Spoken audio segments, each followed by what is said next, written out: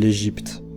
Ce coin du monde, véritable carrefour racial, n'a jamais cessé d'être un des terrains humains les plus mouvants et les plus variables. Il ne fait aucun doute que les gravures de l'Égypte antique témoignent d'une grande diversité, de branches humaines très différentes. Il est certain qu'il y régnait une diversité raciale beaucoup plus importante qu'aujourd'hui.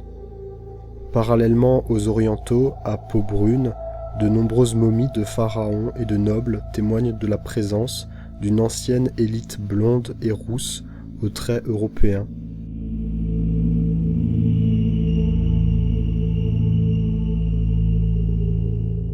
Dans les temples, les fresques montrent, au détour de certaines salles, des hommes et des femmes à peau blanche, cheveux roux, blonds et noirs avec des yeux bleus.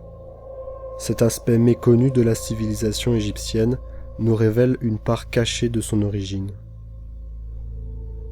Pour que la civilisation puisse avoir vu le jour sur ce sol aride, d'apparence hostile, cette caste dirigeante au teint clair a joué un rôle essentiel. Très tôt dans son histoire, l'Égypte dut être formée par un peuple avancé et très ingénieux, capable d'entreprendre et de conduire à bonne fin les nombreux travaux nécessaires à la construction de digues, de canaux et de terrassements, permettant le travail des cultures, puis la naissance d'innombrables cités et temples qui s'élevèrent.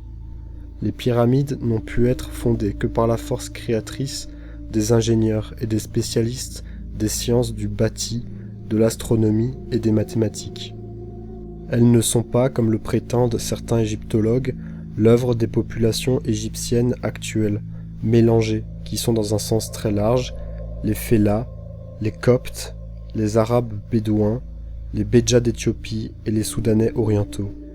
Historiquement, il semble que ceux-ci n'étaient ni des savants ni des bâtisseurs avisés. Les premières traces de civilisation en Égypte témoignent de la venue d'un peuple migrateur à peau blanche il y a plus de 8000 ans.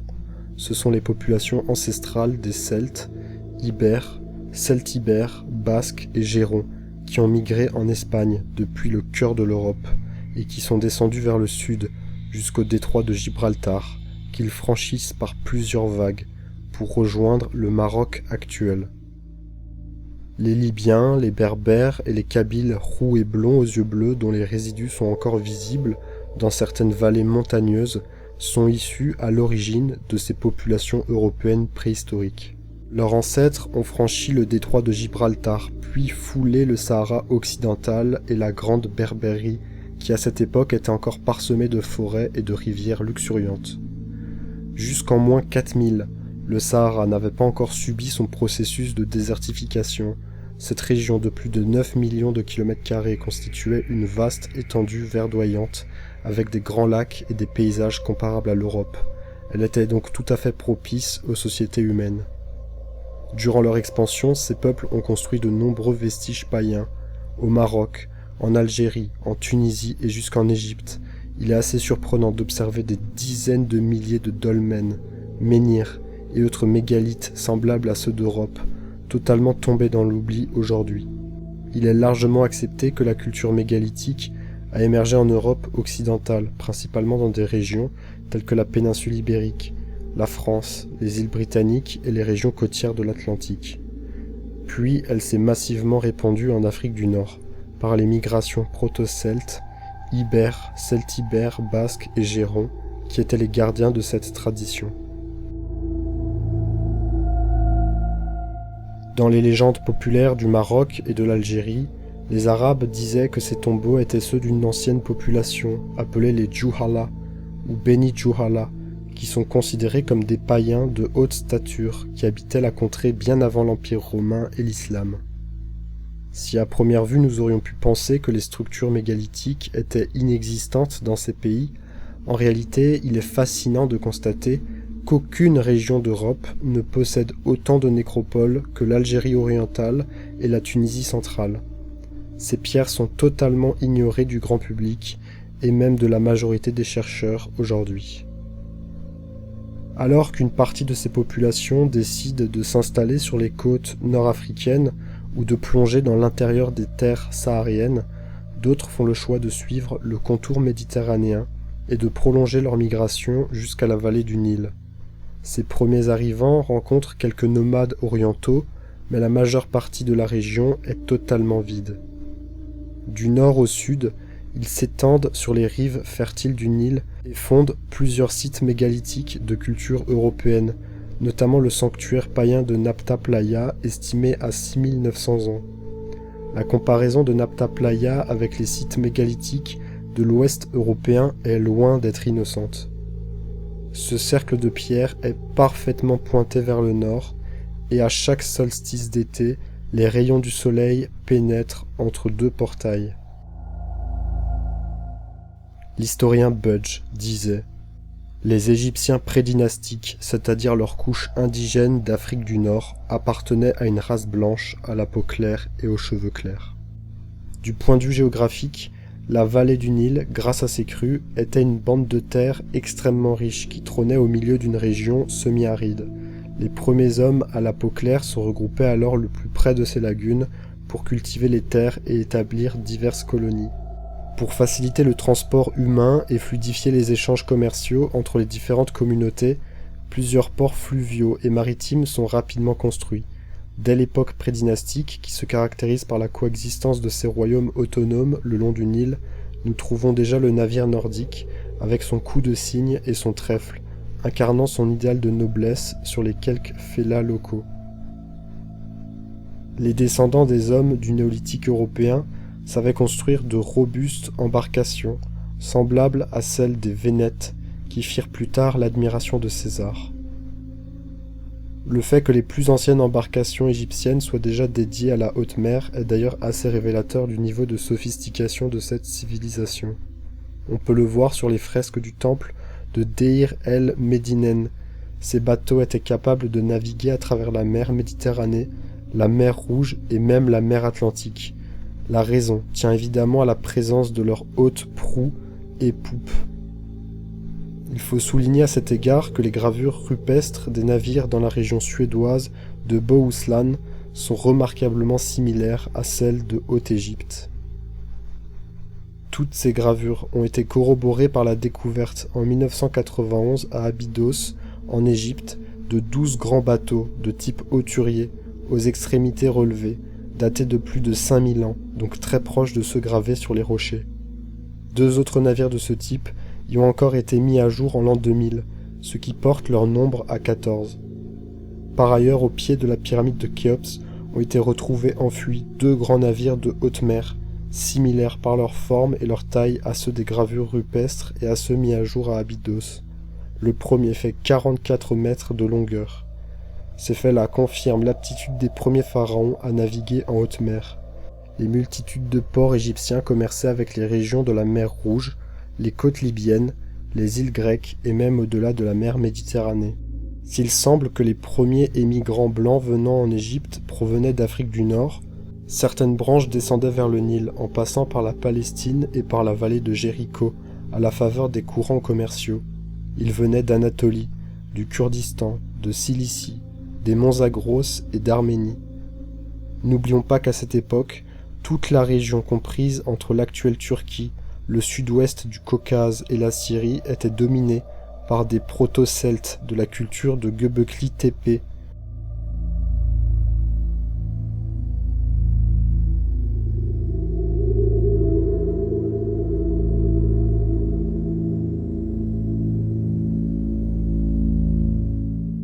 Des longues caravanes acheminaient de nombreux objets, bijoux, poignards, lames de hache et couteaux vers les cités égyptiennes les plus importantes.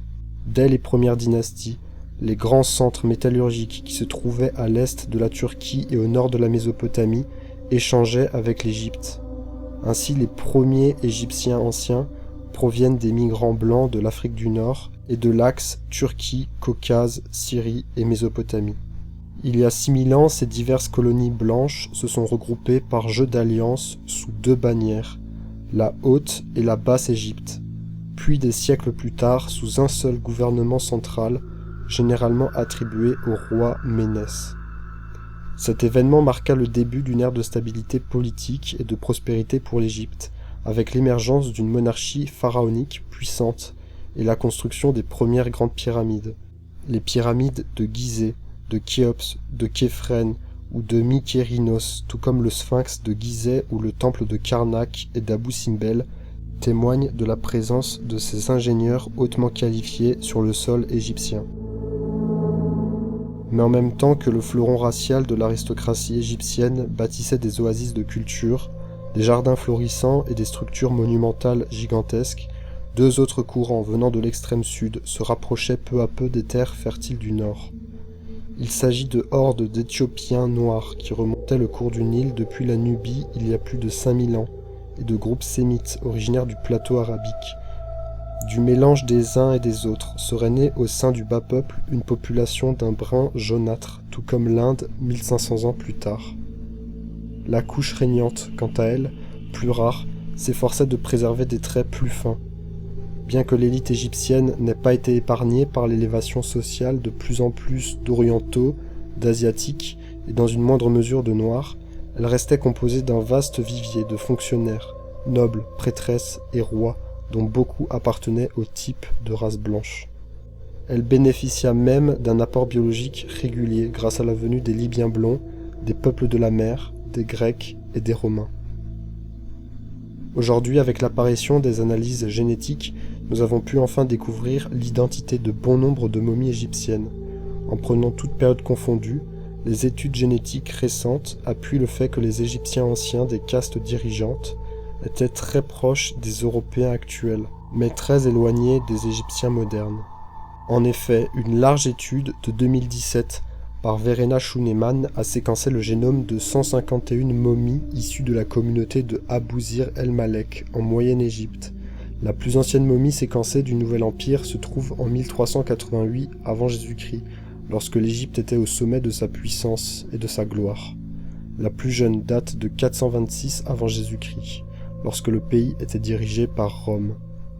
Une fois extraites, les données ADN ont révélé que les Égyptiens antiques sont plus étroitement liés aux échantillons des populations néolithiques européennes qu'aux Égyptiens modernes.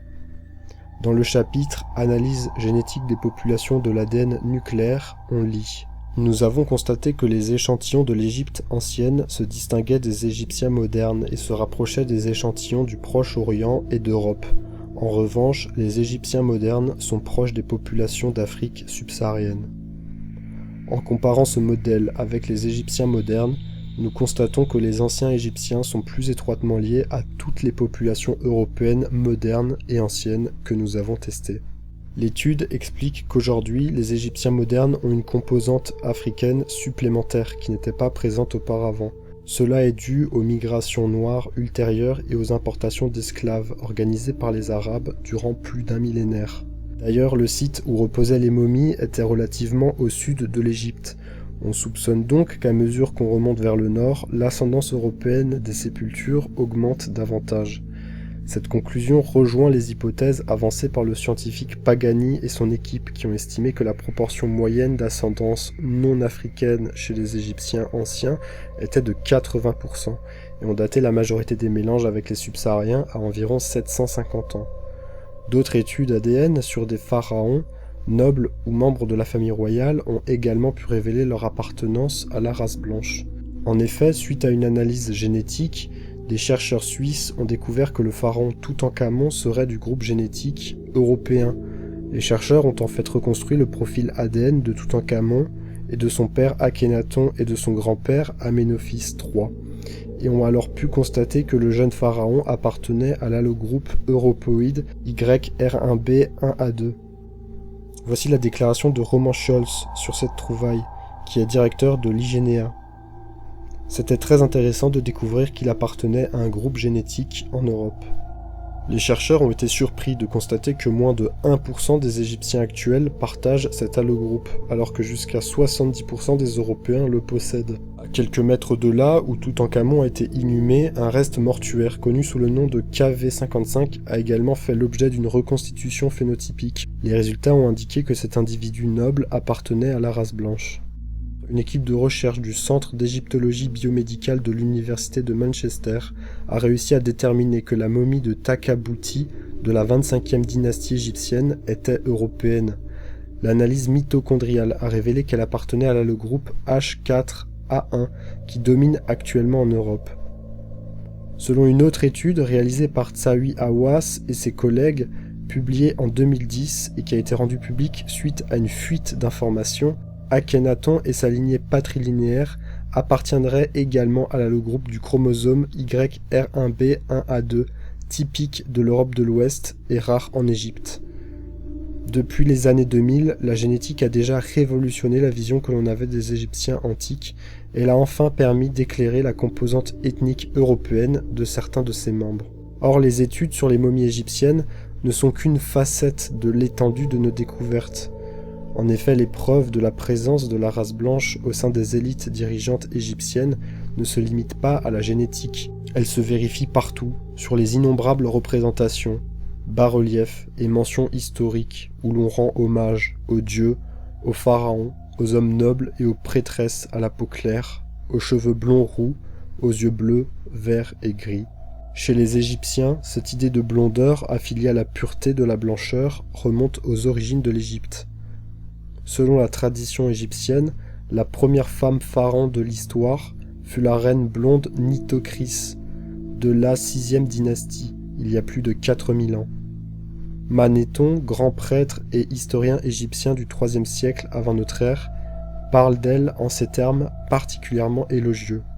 Il y eut une femme, Nitocris, qui régna. Elle était plus courageuse que tous les hommes de son temps, et c'était la plus belle de toutes les femmes.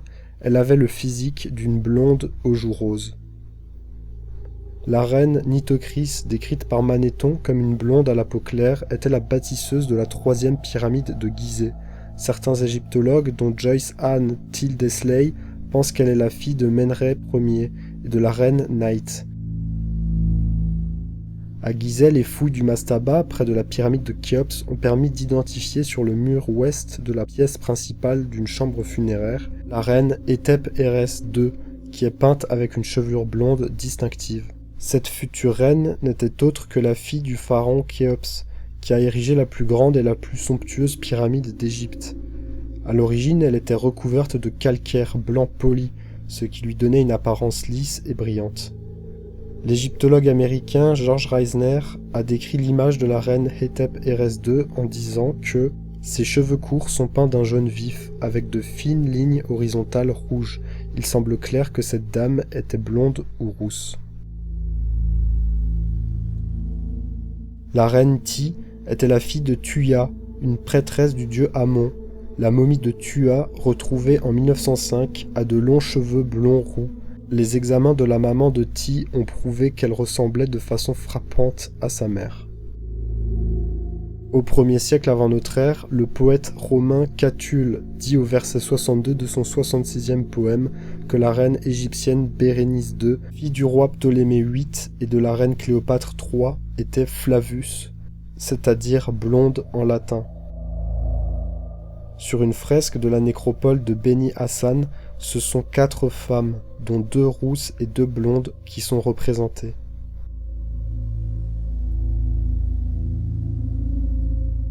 Dans la tombe du pharaon Merneptah, on peut apercevoir 2 prêtresses rousses aux traits profondément nordiques, accompagnées par des serviteurs noirs. Elles rappellent sans aucun doute la déesse égyptienne Hathor, qui était souvent représentée comme une déesse avec des cheveux roux ou dorés. Elle était associée à l'amour, à la fertilité, à la maternité, et ses caractéristiques physiques étaient considérées comme des signes de sa divinité. Outre la déesse Hathor, il y avait aussi le dieu roux, Seth, qui était initialement vénéré en tant que dieu protecteur contre les forces du chaos, symbolisé par Apophis, le serpent géant. En tant que tel, il était souvent représenté comme un guerrier héroïque combattant les forces du mal. Cependant, au fil du temps, le rôle de Seth dans la mythologie égyptienne a évolué jusqu'à être finalement associé à des aspects sombres et négatifs. Il a été impliqué dans plusieurs mythes et légendes où il défiait d'autres dieux et causait des troubles, notamment en tuant son frère Osiris, ce qui a conduit à sa transformation en une figure plus ambiguë et parfois maléfique. Séti Ier, fils de Ramsès Ier, est souvent considéré comme l'un des plus grands pharaons de l'Égypte nouvelle. Il est connu pour avoir mené des campagnes militaires victorieuses consolidant ainsi le pouvoir de l'Égypte sur ses territoires voisins. C'est sur les fresques de son tombeau que nous pouvons observer les fameux Libyens blonds aux yeux bleus dont il est originaire, ainsi qu'une représentation des 4 races de l'Égypte ancienne, blanche, noire, brune et jaune. Son fils n'est autre que Ramsès II, pharaon et grand bâtisseur à la chevelure rousse blonde. Il était une des figures les plus célèbres de l'histoire égyptienne. Sous son règne, l'Égypte a connu une période de prospérité et de grandeur marquée par d'importants projets de construction, tels que le temple d'Abou Simbel et le temple de Karnak. Sa momie figure parmi l'une des plus emblématiques.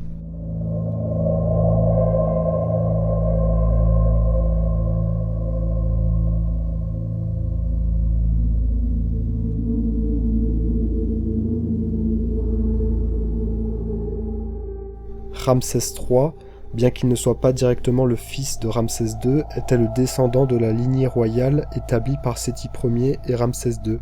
Il est surtout connu pour avoir repoussé les envahisseurs étrangers et pour avoir préservé l'intégrité de l'Égypte lors de son règne tumultueux.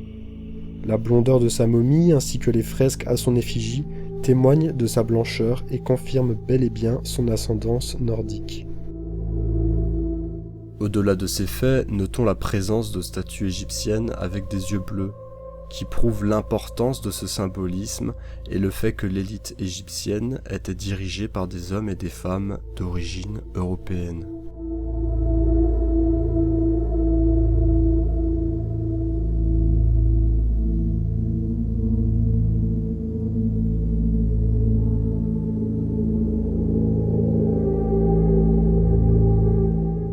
L'Égypte véritable était tournée vers le nord. La formidable quantité de reines gouvernantes, de grandes prêtresses et de divinités féminines qui ont joué un rôle fondamental du temps de l'Égypte antique s'oppose totalement à toute conception africaine ou sémite. Preuve que son noyau originel n'était pas celui des Noirs ou des peuples orientaux qui forment les Égyptiens modernes, mais bien l'essence biologique blanche. Tous les égyptologues s'accordent pour souligner qu'il y a plusieurs millénaires, les vertus et les valeurs païennes de l'ancienne Égypte plaçaient la femme comme intermédiaire entre les hommes et les dieux. Par leur sensibilité profonde, les femmes incarnent l'élément féminin du monde et sont constituées d'une substance éthérique beaucoup moins dense et matérielle que l'homme. Elles sont donc plus enclines à entrer dans les mondes de l'esprit. L'élément féminin représente l'aspect réceptif, celui qui se fait pénétrer et donc qui reçoit, altruiste, sensible, intuitif et intérieur de l'être humain. Cette force féminine est souvent comparée au principe lunaire, symbolisant la fertilité et la guérison. L'homme, au contraire, représente la force, la puissance, la volonté et la rationalité. Il représente l'aspect actif, extérieur, matériel et pénétrant de la création. C'est celui qui impulse le mouvement et la transformation dans le monde. Cette force masculine est souvent comparée au principe solaire, symbolisant la lumière, la chaleur et la croissance.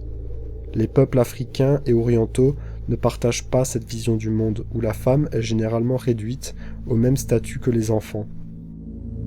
Cet esprit du pays des pharaons se reflète bien dans le chant d'amour du pharaon Akhenaton pour Néfertiti.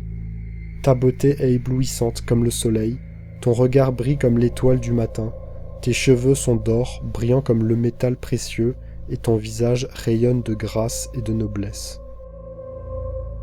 Outre ces faits, de nombreux égyptologues de renom ont souligné la blancheur du type égyptien ancien. L'Égypte ancienne était essentiellement une pénétration d'éléments raciaux caucasoïdes en Afrique. Cette civilisation est née de l'établissement des Méditerranéens, des Arménoïdes, même des Nordiques et des Atlantes en Afrique du Nord. Une peinture de la mère du pharaon Amenhotep IV révèle qu'elle avait les cheveux blonds, les yeux bleus et le teint rose. En 1929, les archéologues découvrirent la momie de la reine Mériette Amon, 50 ans. La momie a les cheveux ondulés et châtain clair. L'égyptologue américain Donald Ryan a fouillé la tombe KV60 dans la vallée des Rois au cours de l'année 1989. À l'intérieur, il a trouvé la momie d'une femme royale qu'il croit être les restes perdus depuis longtemps de la grande reine Hatshepsut de la XVIIIe dynastie. La momie était en grande partie déballée et sur le dos, des mèches de cheveux blonds rougeâtres gisaient sur le sol sous la tête chauve. La princesse Ranofri, fille du pharaon Thoutmôsis III, est représentée comme une blonde dans une peinture murale enregistrée au XIXe siècle par l'égyptologue italien Ippolito Rosellini. Verena Schunemann, qui a fait les études génétiques sur les anciens Égyptiens, disait ceci à propos de l'importance de la race au sein de l'Égypte antique. Sous la domination ptolémaïque et romaine, l'ascendance ethnique était cruciale pour appartenir à un groupe d'élite et offrait une position privilégiée dans la société. Surtout à l'époque romaine, il peut y avoir eu des incitations juridiques et sociales importantes à se marier au sein de son groupe ethnique, car les personnes de nationalité romaine devaient épouser d'autres citoyens romains pour transmettre leur citoyenneté. De telles politiques ont probablement affecté les mariages mixtes de Romains et de non-Romains dans une certaine mesure. Tout au long de l'histoire pharaonique, la vallée du Nil a donc été le théâtre de diverses interactions raciales, attirant des foules entières de marchands sémites provenant de la péninsule arabique et la venue d'esclaves nubiens depuis le sud de l'Empire. Par conséquent, le sang des Blancs se dilua largement à mesure des siècles, jusqu'à ce que ces fameux caucasoïdes métissés devinrent les Chamites de la Bible, amenant des métis au sein du pouvoir égyptien et plus rarement quelques Noirs.